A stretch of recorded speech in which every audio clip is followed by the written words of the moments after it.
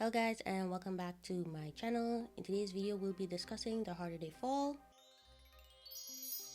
The Harder They Fall is a black-led western distributed by Netflix. It had very limited release in theaters, somewhere in places, but for the most part Netflix is where us mere mortals would have seen it. Netflix describes the movie as gunning for revenge, outlaw Nat Love saddles up with his gang to take down the enemy Rufus Black, a ruthless crime boss who just got sprung from prison.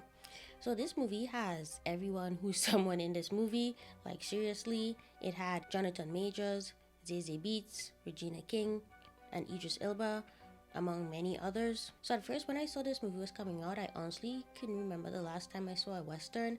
I think the last western I watched was like the first season of Westworld. But when it comes to The Harder They Fall, I really don't know why I haven't watched it yet. This movie came out about 6 months ago. But if you, like me, haven't seen it yet, here's a quick recap.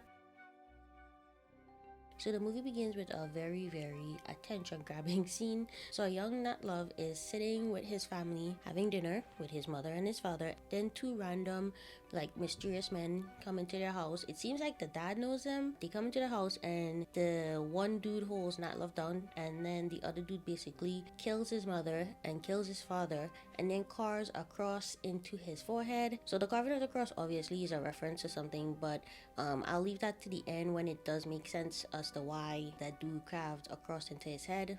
So later into the movie, Nat Love is obviously now a adult, and he's kind of searching for the people that killed his parents, and he finds the one dude that was holding him down. So Nat eventually finds this guy, and surprisingly he's like a priest, and honestly I don't know if he was actually reformed, but obviously Nat kills him because all he wants is revenge. So while Nat is getting his revenge, his gang called the Nat Love gang robs the Crimson Hood gang, who had just robbed the Rufus Black gang. But yeah, after all the robbing of the gangs happen, Nat eventually goes into town where he meets up with the rest of his gang, but more importantly he meets up with his ex-girlfriend Mary Fields, who really doesn't want anything to do with him, but you know, he's trying to win her back nonetheless.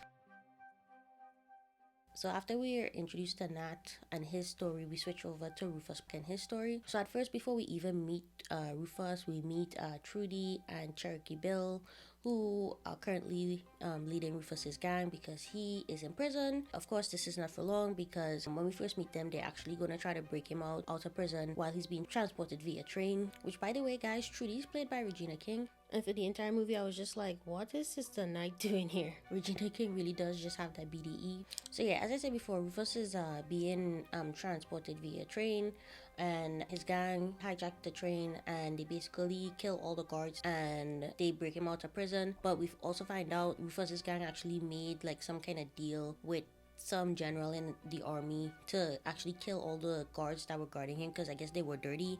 In exchange, Rufus got pardoned and all his crimes are washed away. So after they break Rufus out, they travel back to the town of Redwood. This is basically kind of like I shouldn't say the gang's town, but basically this town was run by Rufus before he was imprisoned.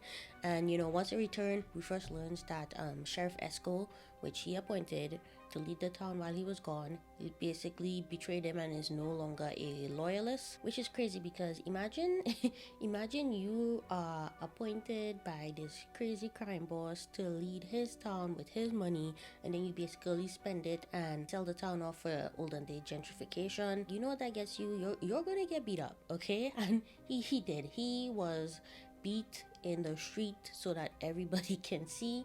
So after Rufus beats Esco, he gathers up all the townspeople and basically threatens them out of all their money and says, we need to reverse everything that Esco did, and if you don't get with the program, he's basically just gonna kill and burn everything that everybody owns. And this one guy speaks up and he gets shot like immediately. Rufus, he gave no qualms, no and killed him right there and then and made an example of him. So at this point in the movie now, we meet Sheriff Bass Reeves, who was a real person, by the way. I guess a lot of the characters in this movie were based on real people from back in the day, from Western times, so that was pretty cool. So Bass Reeves, he arrives at Mary's saloon and he pretends to detain Nat Love for all the crimes he's been committing across the West. But really, he just wanted to team up with Nat to hopefully put Rufus Buck back in jail, which is crazy because if he's been pardoned, there's no crimes for him to be arrested for. So I understand that Nat could have had the latitude to basically do whatever he wants, right? Because he's a criminal. But what was Bass gonna do? Alright, Rufus, I'm here to arrest you. Arrest me? Yes, for all the crimes you've committed. What crimes? You mean the ones I will pardon for? Pardoned? Yes, pardoned. Well, he's like a lawman, so I don't know. Yeah, so Nat agrees to the plan, but he doesn't want to get his gang involved because, you know, Rufus is super dangerous and he doesn't want anyone to get hurt. But of course, this is a movie, so, you know, after Bass pretends to arrest him and to take him to jail, of course his gang follows them and they know that something doesn't seem right here, and they're like, we're going with you. And now they team up to maybe stop, arrest, or to maybe kill Rufus Buck. And again, what was Bass going to do? I would really love to know. So now that we know everybody's motive and we're a full 59 minutes into a 2-hour-long movie, it's time for everybody's will to collide and plans to be hatched. So now, you know, Nat, Rufus, and his gang, including Mary, they're like, okay, we need to go to Redwood and kind of, you know, confront Rufus to try and stop him, right? For some reason, Mary like convinces Nat that she should go to Redwood and scout the area out to see what's going on because she has a certain amount of pull and a reputation because she owns all these saloons, so she could go under the guise of like, oh, I'm here just to maybe buy a new club or whatever, right? Hello, I'm Mary Fields. Yes, I'm here to propose some business to Rufus. Oh, really? Don't mind that I am romantically linked to Nat Love. I couldn't possibly be here for that reason. Right. No, really. Okay, let's go meet Rufus. But yeah, of course they lock her up because they're not stupid. So now that Mary's caught by Rufus's gang, Nat's gang decides that, okay, well, now we have to go get her out. So they all ride into town. They're given an ultimatum by Trudy and Rufus. Rufus basically tells them, if you go rob this bank and give me this money, I will let Mary go. Which thankfully, Nat calls bullshit on Rufus's ultimatum because he knows if he gives that money to him, he's not going to release Mary because, again, Rufus is crazy and he's this ruthless crime boss who wants to have his cake and eat it too. The cake being the money and the eat it too being Mary dead. So Nat and the gang, they rob the bank and then they hatch a plan on how to hopefully get Mary back. And honestly, the plan was just pure chaos to give us that epic shootout scene that's like in every Western movie. So now we're in the big, like, you know, climatic like shootout scene. A couple of Nat's guys die, but for the most part, most of Rufus's gang is taken out with the exception of Trudy and Rufus. Trudy, in the end, we see that she might be alive. We don't actually see her face, but we see her standing with her bowler hat in the end, so we know that she isn't dead, or at least it is proposed that she isn't dead. Yeah, so the only thing remaining at the end of the movie is just really to resolve whatever was going on between Rufus and Nat. My inkling was, I thought that Rufus was the guy that carved the cross into Nat's head in the beginning of the movie, which I was right. It's the only thing that made sense. But I was like pleasantly surprised by the end because then it's revealed that Rufus is actually Nat's brother. Did not see that coming. So bravo to the director and the writers because they didn't see it coming. I really didn't. So like I said at the beginning of the plot, that scene where Nat gets the cross carved into his head, obviously now we know it's by Rufus, is because it was a reference to, well, I guess in my opinion, a reference to bearing the cross of your parents. So we find out that Rufus's father, who's also Nat's father, actually was very abusive to Rufus and his mother. One day he just up and left and he started a new family and I guess became a new man, or at least pretended to be a new man with Nat's family. And basically Rufus did all of this for revenge on his father.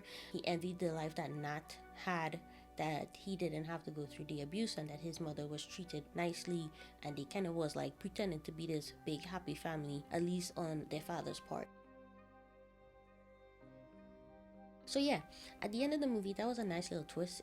It's not often that I am surprised by endings. Good job, guys. So guys, the only thing that I disliked in this movie was that it took so long to find out everybody's motives. There was a point in the movie where I thought to myself, how long has this movie been going on, and like why don't we know what everybody's motives is?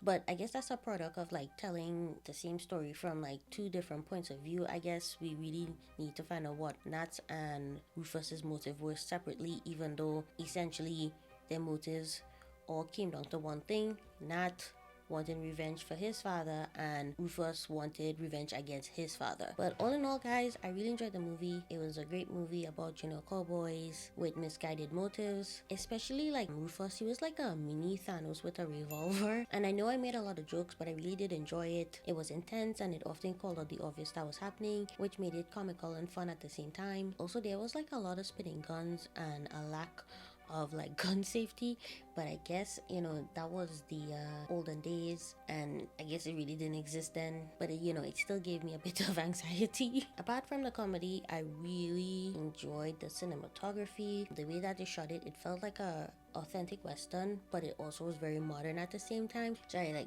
really appreciate the choices that they made. And lastly, I think the crowning jewel of this movie really was the soundtrack and the music they used to score the movie. I love that they used soul and hip hop, and especially the reggae. The style of reggae they used really reminded me of the kind of music I listened to growing up as a kid in Trinidad.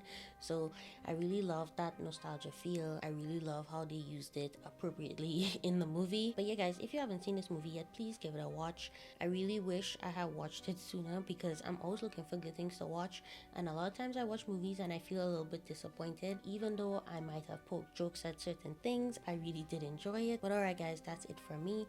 I really appreciate you taking the time to watch this video. If you liked it, please give it a like, and if you'd like to see more from me, please hit subscribe, and I will hopefully see you guys next week.